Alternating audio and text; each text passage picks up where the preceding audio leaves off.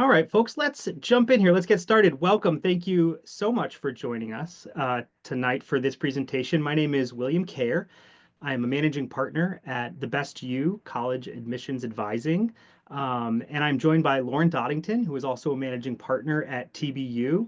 We're just so excited that you've decided to take some time to join us tonight for navigating a changing college admissions landscape. And we have lots of exciting information to share with you tonight that I hope is helpful and informative as you dive into this process with your families. So let's jump in here. What is changing in college admissions? Well, the short answer is quite a bit, especially if you haven't done this for a long time. If you're coming back to this process after doing it yourself, you might notice that quite a bit has changed over the years, but really as of the past couple years, things have changed pretty drastically. And we hope to shed some light on those pieces for you tonight so it empowers you to be in control as you jump into this with your family. So I'm going to kick it over to Lauren, who's going to start in and share some information that we find is probably the most important pieces that are most pertinent to you as students and families that are about to go through this.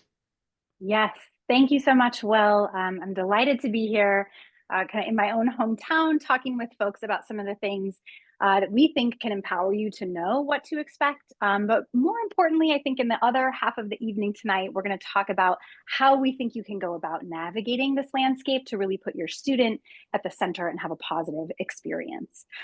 So you have probably heard in the news or through your own networks that more students are applying to college year over year, and those applicants are submitting more applications on average. So interestingly, the Common App collects this data and they tell us that on average, the typical applicant is applying to 6 schools. I would venture to guess that in your own experience, in your own networks and your family and friends, you've probably heard about students applying to quite a few more than that. And that's really where over the last decade, a significant increase has happened. So if we look at the past 10 years, students who apply to 10 or more colleges, that percentage of the pool has grown by 112%. And students who apply to more than 20 colleges has grown by over 350%. Now, a couple of notes on that are worth mentioning. The first is those 20 plus school applicants represent only about 2 to 3% of the overall applicant pool, all students applying to college. So this is actually a tiny slice of the pie, but those students tend to be very highly represented in communities with strong college-going culture, and they tend to be applying to the same kinds of institutions. So chances are you have met a student or a family that tells you that this is their story. Now, from our perspective, that's not the goal, right? We don't want you to apply to 20 colleges, and we're going to talk tonight a little bit about what we think that looks like to approach this differently. But we think it is important to know that that's the context, right? That's real, and it's something that's happening, and it really compounds the anxiety that a lot of students and families feel about entering into the admissions process. So students aren't doing this for no reason. You know, a lot of talk happens about, well, the Common App is widely available. Students can apply to college online. You know, I submitted my applications in the mail, and that kind of has changed things over time. But the reality is students are facing the fact that admissions offices are becoming increasingly less transparent about sharing their data with the public. And I'm gonna pick on the University of Pennsylvania for a minute, just to kind of share a recent example from this admission cycle.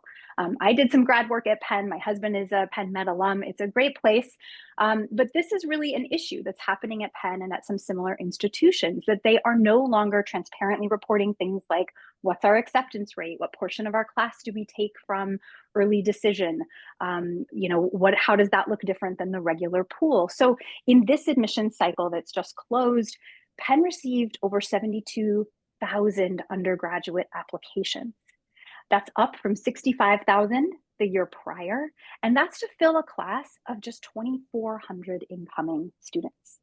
So when we look at those numbers, right, and we start to kind of drill down on what that means, a couple of other factors go into that. One is we know that Penn has a very high yield rate. That means for every student we admit, right, how likely are those students to come? So if we admit 10 students At the University of Pennsylvania, they anticipate that 7 of those students are actually going to enroll in the school. And that's similar at comparable institutions, other Ivies and places like MIT and Stanford.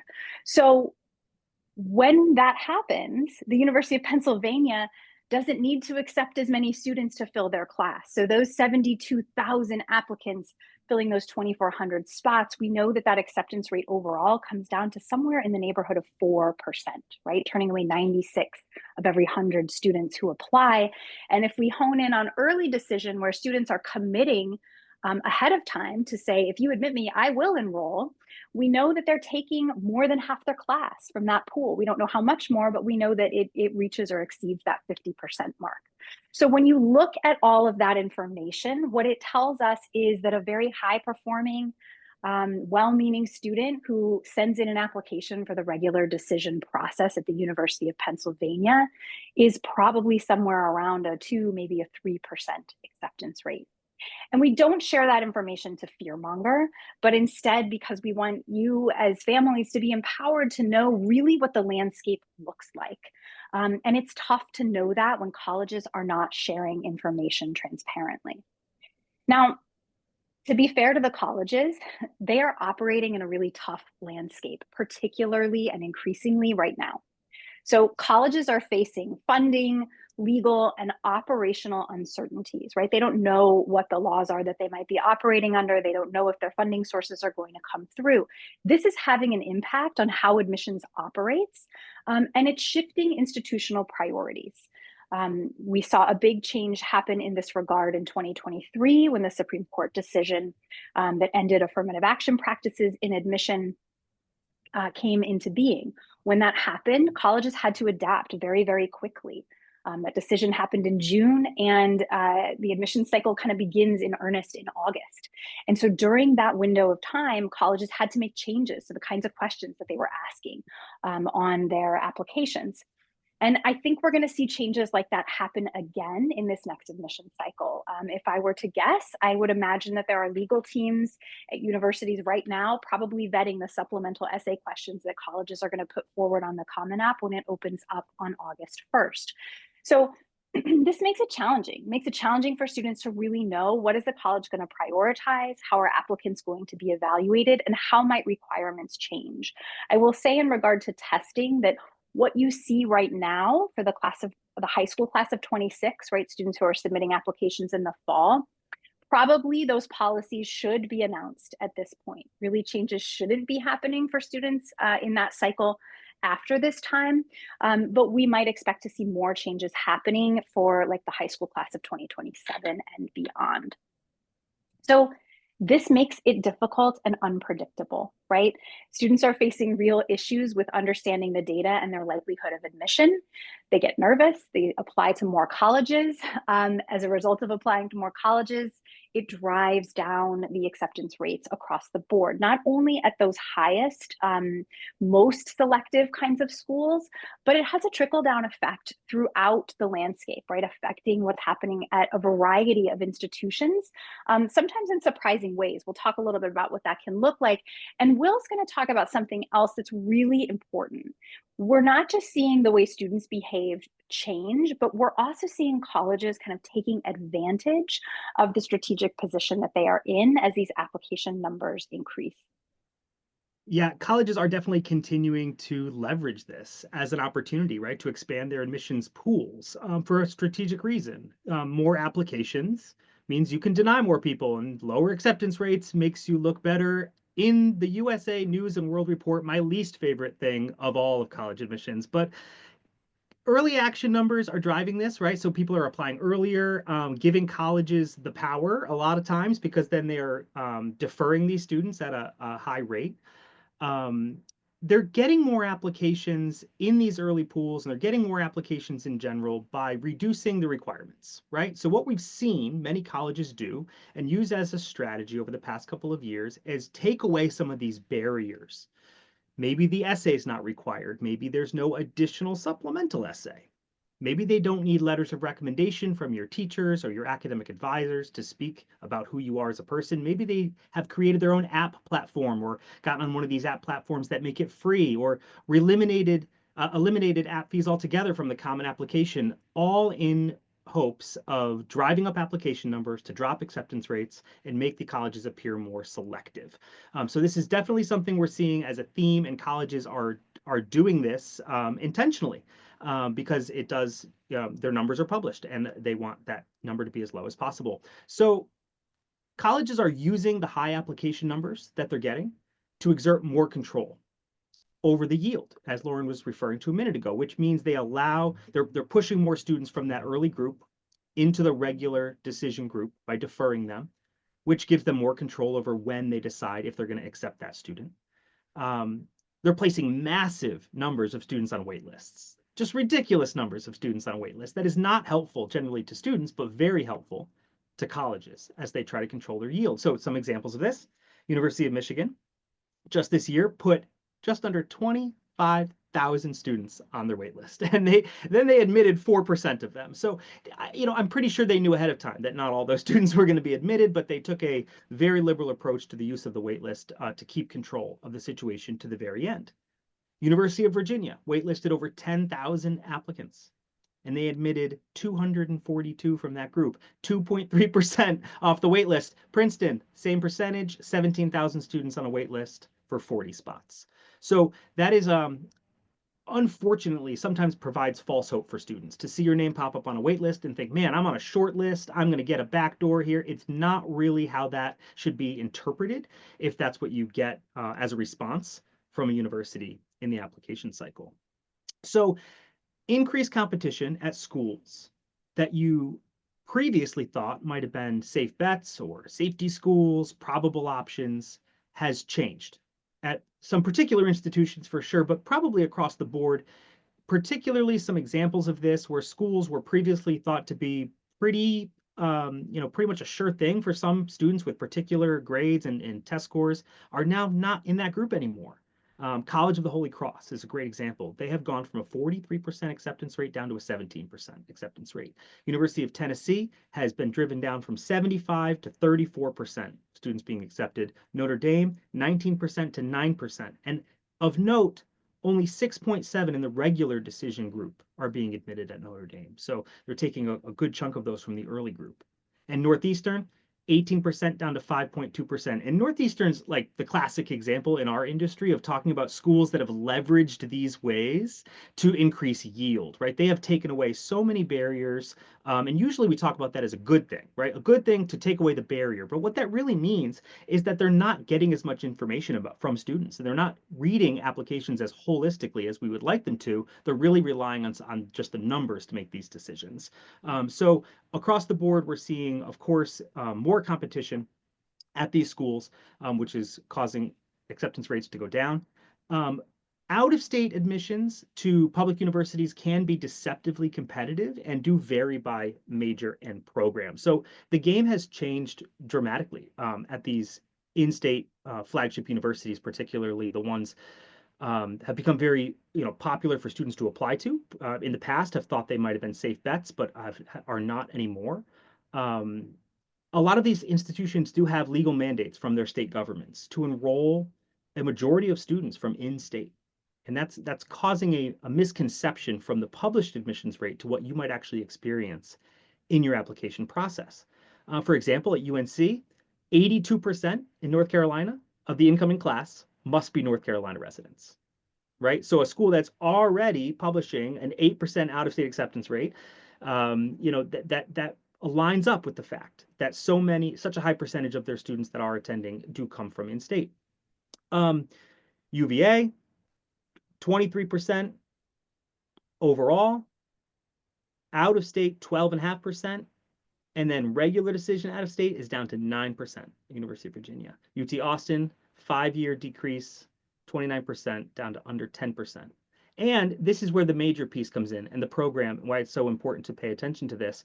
At a school like UT Austin and many of these flagship institutions, if you are applying for a program like business or one of the highly competitive programs, they have separate actual pools they're considering from and have different acceptance rates. So here, at this case, if you applied to business at UT Austin, you're actually looking at a 5% or less acceptance rate there. So as a note, in Connecticut here, we do have the opposite issue. So our flagship school open stores, um, has actually a lower acceptance rate for our residents than we do for out-of-state applicants, which is not super common, but it's good to know. We don't have the requirement from our legislator to enroll a particular percentage, so it does end up yielding about 75% Connecticut residents on campus, but it does make it more competitive in state. This is coming from a lot of reasons. One of the things you might have heard in the news is about their housing crunch. They're, dealing with getting housing for everybody, and can definitely impact who they can admit and what they anticipate.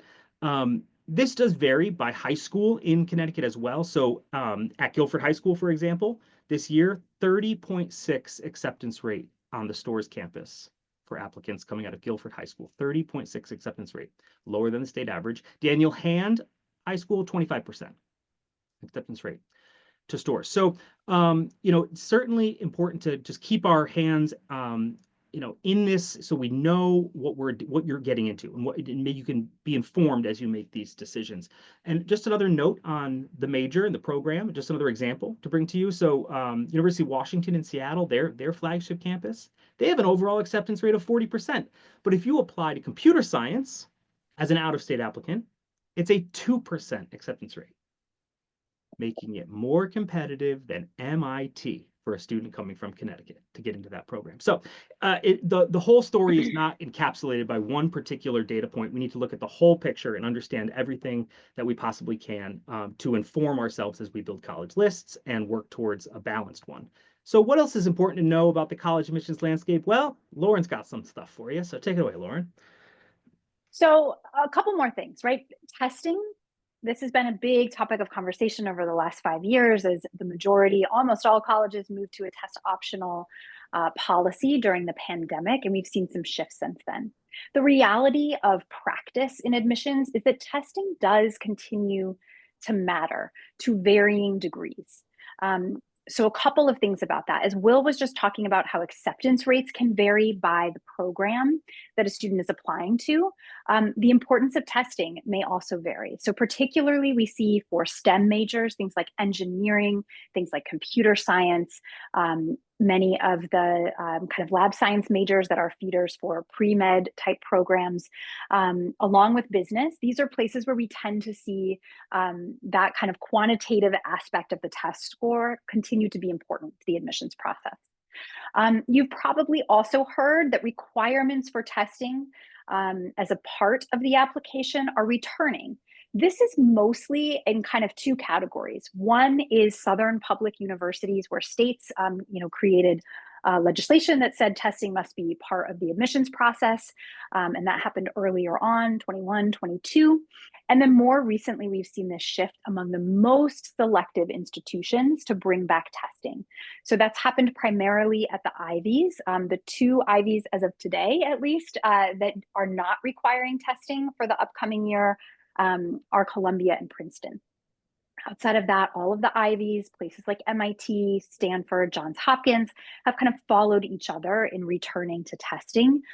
In some cases, we'll see a little bit of a increase in acceptance rate appear in the year that a college reinstates that testing policy. And that's because there are students who are self-selecting out of the process who over the past 4 years might have submitted an application when they thought, well, if I can just go on my grades, I might get in. So even in that situation, it's important to know that if testing is not a student strong suit, you still have options. There are over 1,000 colleges throughout the country that are still test optional. The vast majority of colleges are still test optional. And so if that's better for you, it is absolutely possible to build a plan and a college list that aligns to that and de-emphasizes testing as a factor in your admissions process. Sometimes students and families wonder, hey, what about the SAT, the ACT? Do colleges prefer one or the other? Is it better to take one test or the other? The truth is that from the college admission side, the exams are viewed interchangeably. So they do not have a preference for whether a student has taken the SAT or the ACT or both. Generally, our guidance to students is to say, hey, choose the exam that's the best fit for you, that makes sense for your plan, and know that colleges are going to compare those scores. They're going to use conversion charts to compare those scores kind of apples to apples if you do submit scores in your process. In addition, we're seeing something happen in the kinds of offerings that are made available to students, particularly in their admissions decisions. So we're seeing more students who are applying as first year students receiving offers from colleges that look like a special program or an opportunity that's going to take place in a different location than the college's main campus, or at a different start date than that typical fall first semester start. Um, this is a way that colleges deal with enrollment crunches, like Will was talking about housing. Some colleges who face a housing crunch or kind of enrollment constrictions will use these programs to kind of manage that piece. We also see colleges using some of these opportunities as ways to generate more revenue.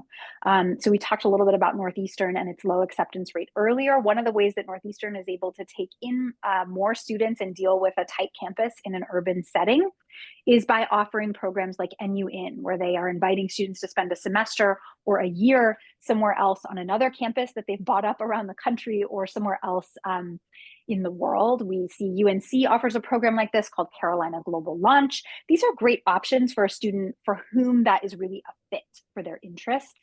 And the way that they learn and the kind of experience they want to have in their first year, but they're definitely not for everyone. We also have seen places like Penn State in this most recent year, they've launched a summer start. So they're inviting some students to say, hey, start and take 2 classes in the summer before your first semester. Well, that's a nice way. You're paying for those classes, right? You're paying for the dorm that you're going to live in during that time. So that's a nice way for them to kind of maximize revenue. So these can be good options for you, but we also want you to kind of be a savvy consumer about knowing the why behind colleges opening up some opportunities that look like that. The other thing, and I think we can't really emphasize this enough, um, beginning in 2023, when the Supreme Court decision came down, what we have seen is colleges really putting increasing emphasis on the context that a student is coming from.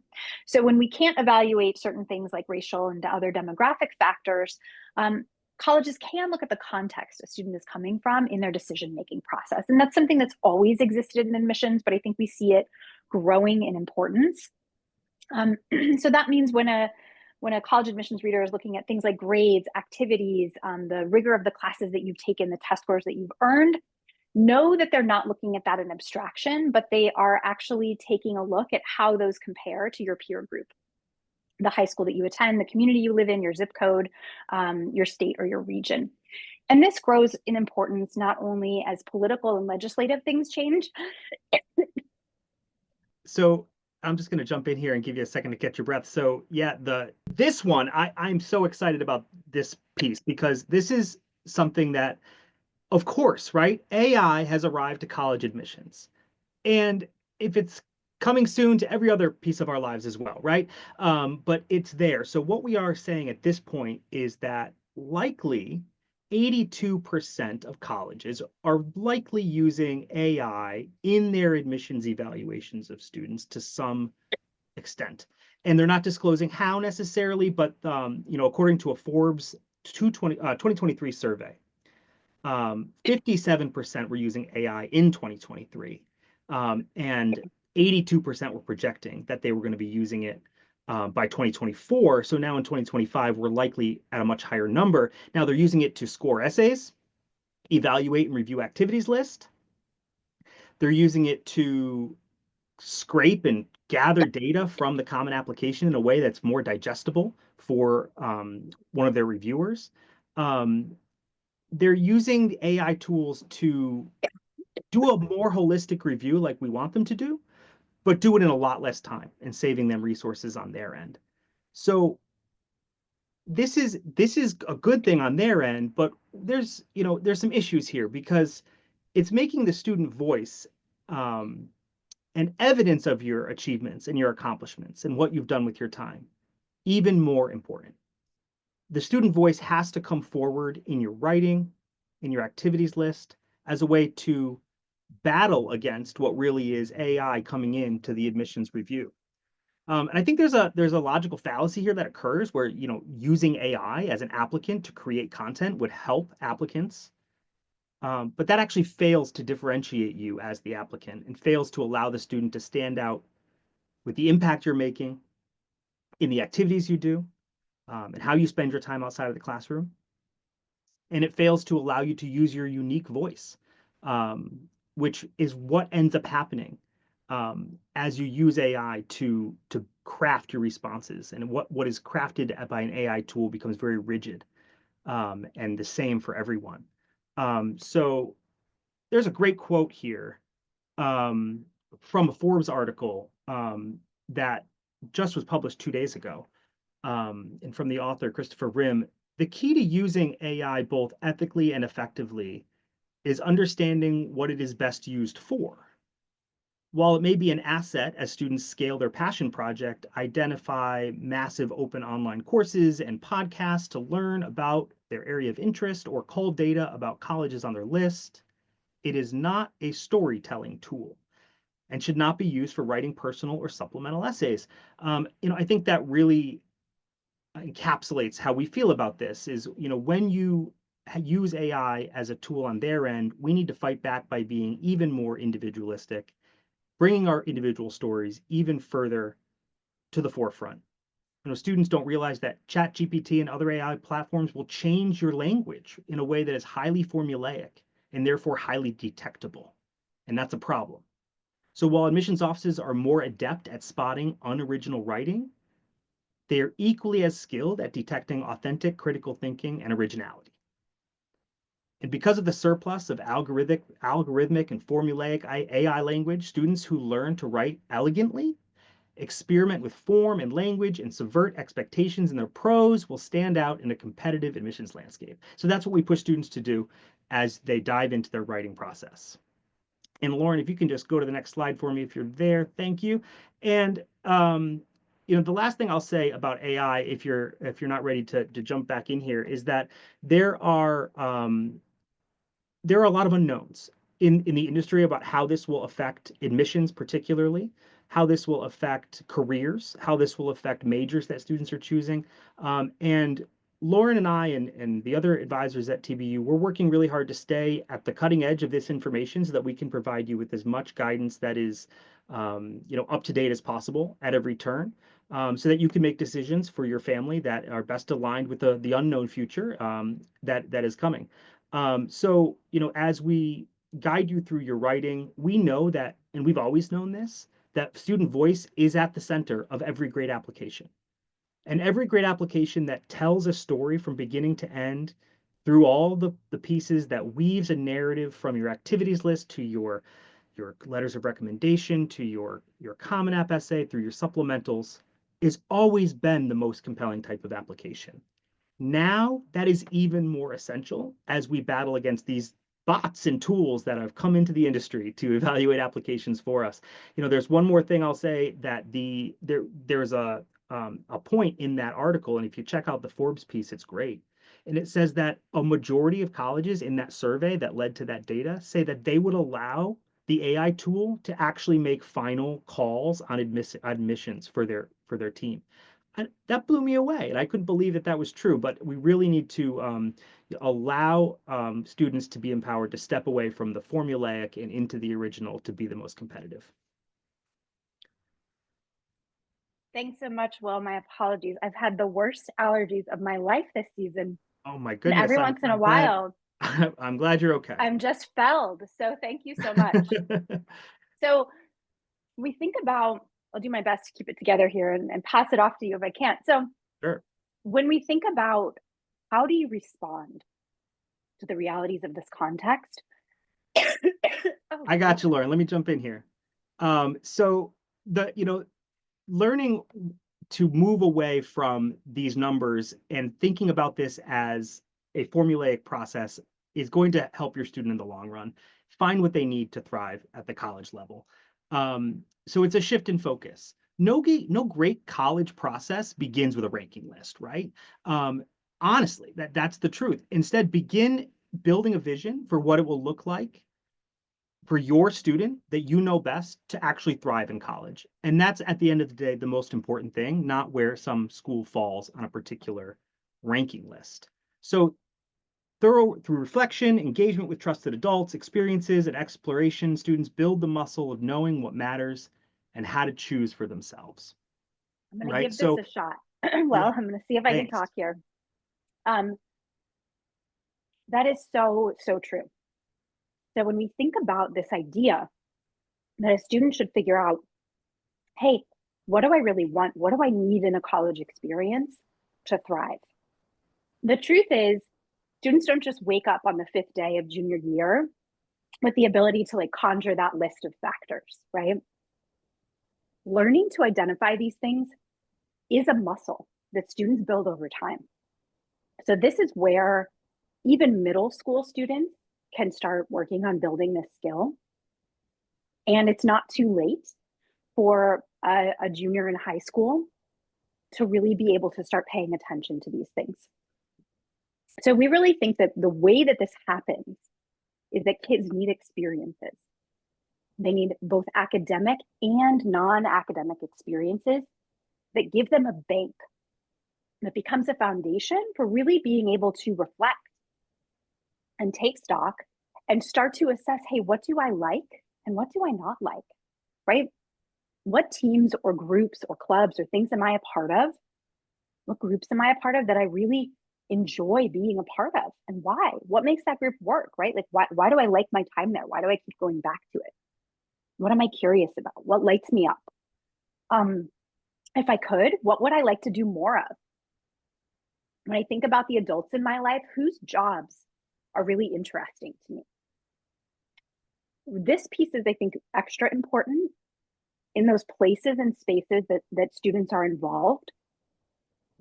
What are the strengths that my teachers, my mentors, my bosses, maybe my teen librarian, right, my coaches, like what are the things that they see in me and value about what I'm bringing to the groups that I'm a part of? Because as parents, we are foundational in our kids' lives.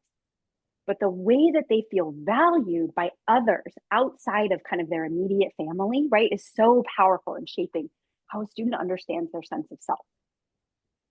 So those kinds of experiences build over time to get a sense of what you might be drawn to, right? What you might want to invest more in, what kind of a community you want to be a part of, what type of learning is going to be great for you. But students also need experiences that expose them to colleges, right? You aren't kind of just suddenly, like full of this knowledge of what college options look like. Some students in particular really need to like see and feel that to understand what it's going to be like. So we would encourage doing that in a really low stakes way to get started. And that might look like, hey, I heard our neighbor so-and-so is going to Lafayette. Have you ever heard of that school? Oh, well, maybe Google it, right? Maybe go look at their website. Maybe go check out their social media. It can happen in these small, natural ways of just beginning to explore and then kind of getting a feel for, well, what it looked like to live and to learn here. You can also do that through physically visiting campuses. There's a ton you can get out of online, and we would encourage you to use those resources. But sometimes students need to physically experience a campus. And that doesn't always have to mean getting on a plane and flying across the country to see a school that they think they're interested in. You can start that in small local ways. So if you live in Connecticut, if you can go to UConn, if you can go to Central, if you can go visit Conn College or Trinity or Fairfield or Sacred Heart or Quinnipiac, right? Any of these places that might be kind of nearby, do that. Do that even if your kid says there's absolutely no way I'm going to college in the state where I live, which a lot of kids say. I will also tell you in our experience, well, I don't know if you concur, but I feel like a lot of kids also change their mind on that over time. They get closer to the decision process. But even if those aren't schools that they intend to apply to or seriously consider, there's value in just getting the experience of being on a campus. Go on a tour. What do they talk about? What do they emphasize about how students learn here? What do you notice about how students interact with each other on this campus? What does it feel like to be on a small liberal arts campus versus a big university? How do you feel about being in a school in a city versus somewhere really rural, maybe? So those kinds of experiences start to form a picture. Oh, okay, I kind of like this and this, but I don't like that, right? We start to learn that. And that picture can evolve over time. And for most students, it does.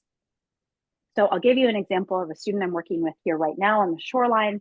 Started out with a picture, and I think we hear this a lot from students in Connecticut. Like, I'm going to, and actually lots of places, it's like New York City, maybe Boston, or bust, right? I'm going to college, like in a city. I'm getting out of my small town. And that was kind of like the driving factor in the college search at the start. So we started there. And then as time has gone on and the student has kind of looked under the hood at more colleges by looking at their resources online, kind of building up these factors of what matters to them, they've started to realize that actually they're really drawn towards opportunities to get a teaching degree, which was not something that they were super clear on earlier in the process. But the process of exploring led them to that understanding. And they realized, hey, I actually really care about being in a close-knit community.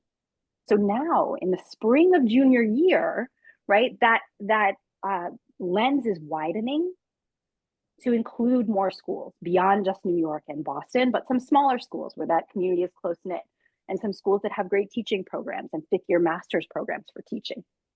So it's okay to expand that field of view. It's okay, or to narrow it for a student who has trouble deciding what they want. But it happens over time, and you have to kind of start small where you are. So again, those factors are going to be personal for every student, the particular chemistry of what things make up a great fit for an individual student.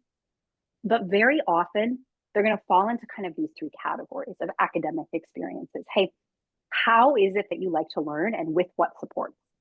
You know, is it important to you to be able to get out and experience learning, to be in an internship, to study abroad, to do a community-based program? Do you care about having a lot of choices, an open curriculum where you can kind of pick and choose and have a lot of flexibility? Or do you kind of want to plan with a core that's going to tell you what you need to do? Is research important to you? Is mentoring? Is it important to you to have guidance and support for planning for a future like graduate program, like medical school or law school? What about community life? The key question to me here, and I say this to students so often, and I really dwell on it and make them dig into it, is where will you find your people on campus? Because this school is going to be your home for 4 years. And so much of that experience, so much of the learning and growth that happens, it happens in the classroom. It happens through the adults who are your faculty, you know, your mentors and your advisors. But it also happens through the peers who go on the journey with you.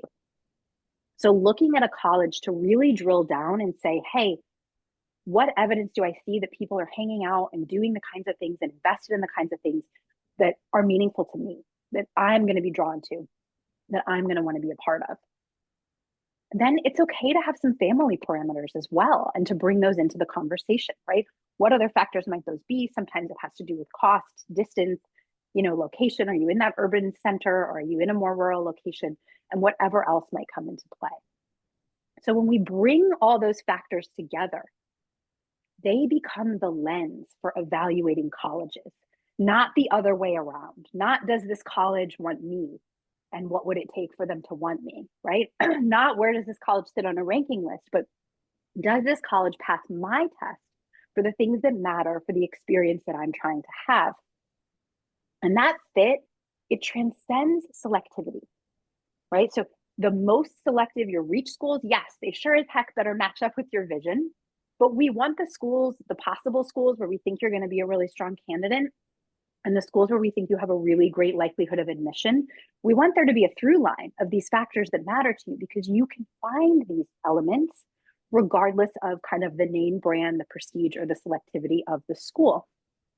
And you can find that across that range of schools, that it aligns with your vision. So what else, Will?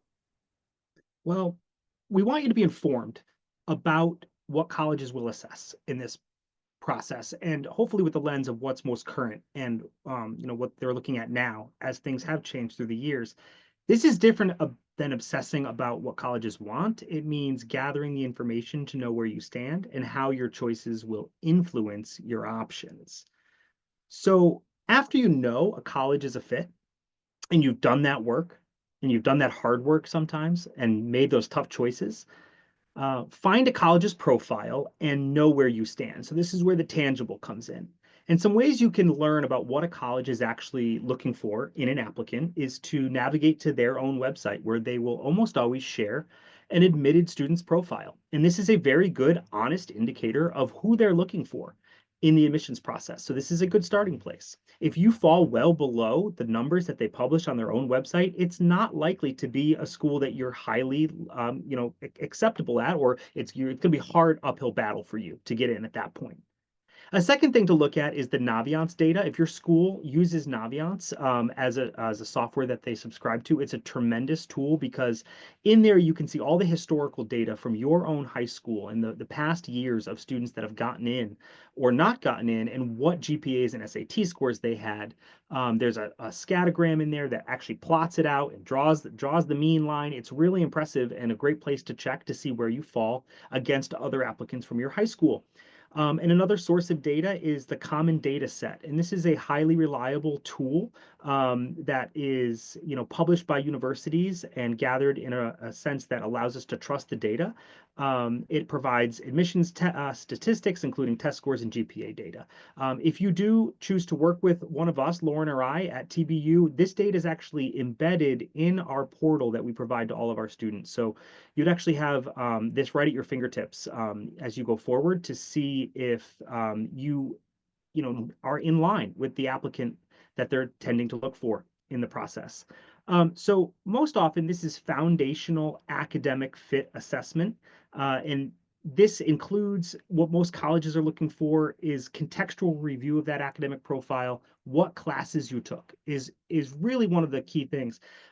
I always tell students that the GPA number that's reported is actually not that important at the end of the day because colleges are probably going to recalculate that number on their end anyway and look at the things that are most important to them, which are usually the 5 core academic subject area classes plus any other electives that might directly align to the major you're applying to. But they're going to, be very judicious about removing your gym class and your health class and maybe some pottery from your GPA and get a much more apples to apples look for other applicants of what your academic abilities are.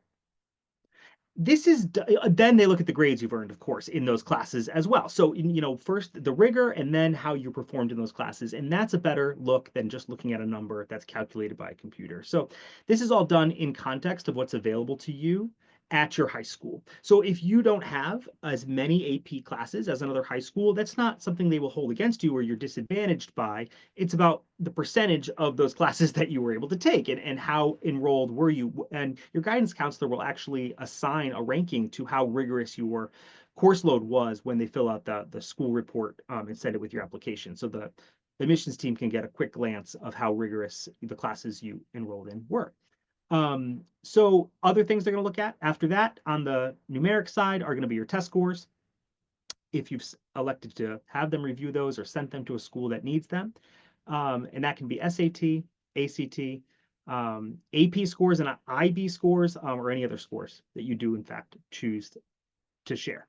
So the third piece here, after you have shifted your focus, right?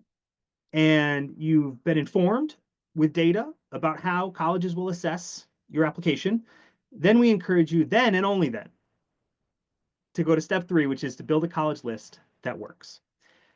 No great list has all schools with acceptance rates under 30%. We pounded the acceptance rate point in the beginning. You need to have a balanced college list. If you go to a ranking list and you pick the top 15 business schools in the country and you just apply to those schools, and you're probably going to be disappointed in your results. Instead, you need to focus on these other pieces, the fit, and being honest about the data to make those choices. All great colleges have lists all great college lists have some schools where you are above the admitted student profile, distinctly above. This approach helps you know you have options even when the admissions landscape is shifting or uncertain. So we've talked about the ways you can build a college process that centers your student and anchors them amidst all the uncertainty, unpredictability that's out there right now to this admissions landscape. But still, most students and parents want to know, how do I prepare to be a strong applicant? And that brings us to our final section with Lauren. You're muted, Lauren. I don't know if you need to get one more cough out of your throat before you jump in, and then I you hope can jump back not. in. Well, I Okay. really hope not. So we want to talk about some of the things that we have seen to be true over time and growing in their importance and their value in the admissions process. So the first is Will's done a really good job of framing for us what it looks like to kind of assess that sort of quantitative or numerical fit, right? The classes, the grades, the test scores. The truth is, matching up with that admitted student profile, that fit is usually the floor, not the ceiling of where the admissions process begins, right? So earning the grades and having the test scores that look like that, that's a great foundation. And it's going to be the same as most of the students in the application pool. So really where the difference is made is in the rest of the story that a student can tell when they build it upon that foundation of grades and test scores and things like that. So that does not mean that we want students to heavily engineer their resumes or check all the boxes that they think a college is looking for them to check to be a perfect applicant. In fact, it's quite the contrary. Increasingly, authenticity has emerged and is rising as important in importance as one of the most defining factors that distinguishes a student who finds success in competitive admissions. So, what does that mean? Well, this is a frustrating point for a lot of parents and students, but it's one that we would encourage you to sit with and to wrestle with, because I think that this is where the magic happens, not just in putting together a great application, but in making meaning out of the high school experience. So the way that a student distinguishes themselves is by these kinds of things that colleges are looking for. And the use of the word evidence here is very intentional, because colleges are looking for students to not just say, I am someone who cares about this, right? Wants to study that, holds this value, but actually students who have evidence that they have already been living that value in their life, that they have pursued engagements that show that that's the interest or the curiosity that they have, or the issue or topic that they are passionate about. So we're looking for engagement in the things that students care about, right? So not just a laundry list of achievements and successes and leadership roles, right, on paper, but actual deep engagement. You've gone out and you've pursued something because it's something that you want to know more about, because you're curious, because you care about it. They're also looking at impact and contribution, right? So you're not just in something, but you're able to think about and convey the impact that your involvement has had on your growth, on others, on the community that you're serving, on the people in the world around you, or what contributions you've made there. So if we take an example, right, a lot of students say, well, I'm in National Honor Society. And we say, great, we can put that on your application. But what do you do in National Honor Society? They're like, well, I'm in it, right? Like I was selected, because there's a lot in our culture that has taught kids that that's what they should do, right? Like get all the coins in the game. And actually that matters very little in the admissions process, because when that application goes out there, a high percentage of the applications at a highly selective school also have kids who are in National Honor Society. Now, when you can tell me that through National Honor Society, I've become a peer tutor and I use my lunch break twice a week, I use my lunch period twice a week to tutor students in math. And here's this story about a student who I've seen improve, right? Or I've helped 10 people improve their math scores. Then I can see your impact and I can see your contribution and I can see why that starts to matter to you and to others, that you're involved in that way. The same thing is true. Admissions readers are increasingly looking to see students demonstrate initiative and leadership through engagements that are meaningful to them. So that doesn't mean just saying, I'm the president of this, right? Or I'm the leader of that. But again, it's what are you doing in that leadership role? If you're the captain of the soccer team, why should I, as an admissions reader, care? about that. And that's actually a question I ask students when they're working on, I push them to say, so what, right? When we're working on the 150 characters they get to describe an activity. So what, why does it matter to the admissions reader that you've been the captain of your soccer team? Well, because we've built this really strong team culture, right? Where I've cultivated trust on the team. And as a result, we've seen our performance grow. Okay, then that's something that we have to talk about. And just to the point Will was talking about the role of AI, that's so important to think about here. Because actually, as much as an admissions reader might have a bias for NHS, not that big of a deal to me, AI can actually be trained to screen in that way, right? So AI is going to be looking for evidence. What are the examples? Can I compile things that I can highlight in this application that show this student's interest in psychology, this student's passion for the environment, right? Whatever the lens is, whatever a student is telling us is important to them, not only can individuals who are in the field look for these things, but the AI tools can as well. So what we would encourage is for students to pursue interest and curiosity in the ways that actually bring them joy, right? This is where the authenticity comes in, because it actually becomes, when you've read thousands of applications, it actually becomes really easy to screen for. It's very transparent when somebody's kind of cobbled together the things that they think are going to look good versus engaging in the things that they really love. They're also looking, we want students to pursue those interests, pursue that curiosity in ways that contribute to the world around them. That is going to yield a stronger application. And more importantly, from my perspective, it's going to yield growth in that student. It's going to yield a student who's learning more about themselves and their place in the world.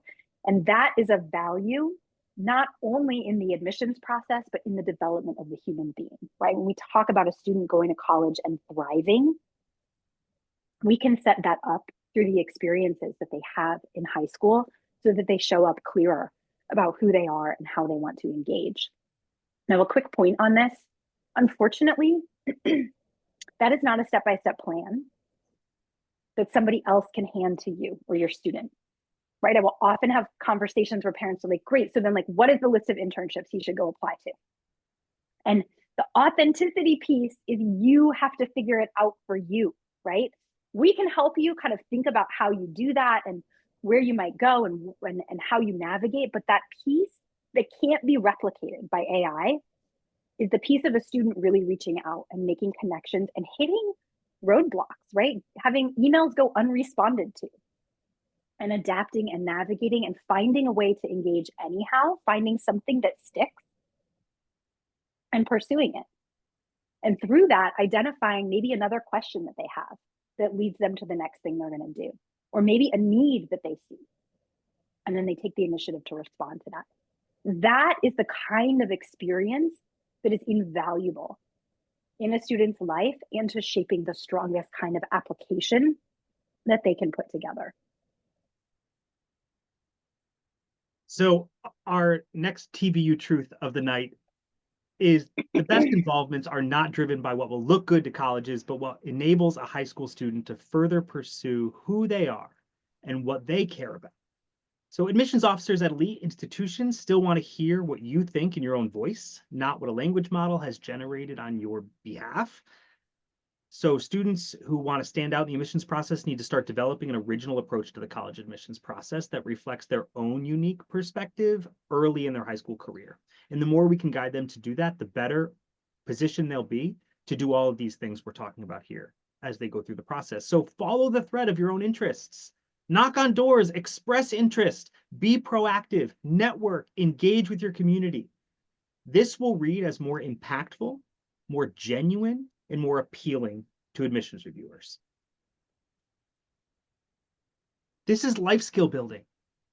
This is empowering young people to step into the world with confidence, equipped with a strong foundation of a well-developed sense of self and identity. Because a student who has approached high school in a way that also arrives to the college process with more clarity and confidence about who they are and how they embark on this next step. So as parents, Seize the opportunity to use the college process as another building block in your student's life that you have so carefully helped them build through the years. And of course, we're here to help you. So if we'd be honored to join your team and help you through this process. If you're looking for support, please reach out to one of us. Lauren and I still have room on our caseloads for class of 2026 and earlier. We are so grateful for you staying with us tonight and attending this webinar. We do have a form available that we're going to put into the chat where you can get a recording of this if you'd like to share it with somebody, or if you have questions for us, this is a good way to reach out to us. You can also visit us directly on our website, thebestyou.net. You can email us at hello@thebestyou.net.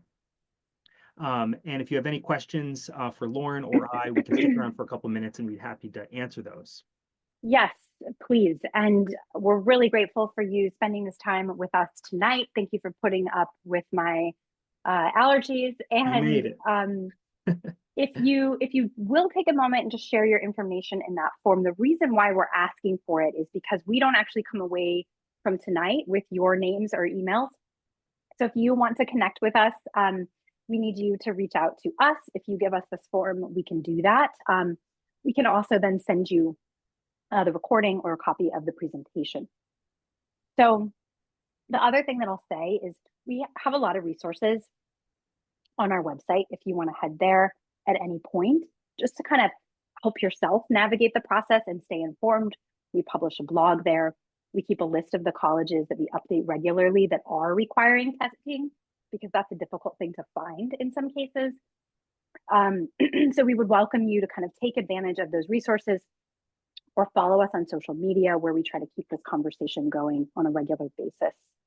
Well, thanks everybody. I hope you have a great evening. Take care. We look forward to hearing from you soon. If you'd like more support in this process, and be on the lookout for maybe a future webinar from The Best You. Have a good night, guys.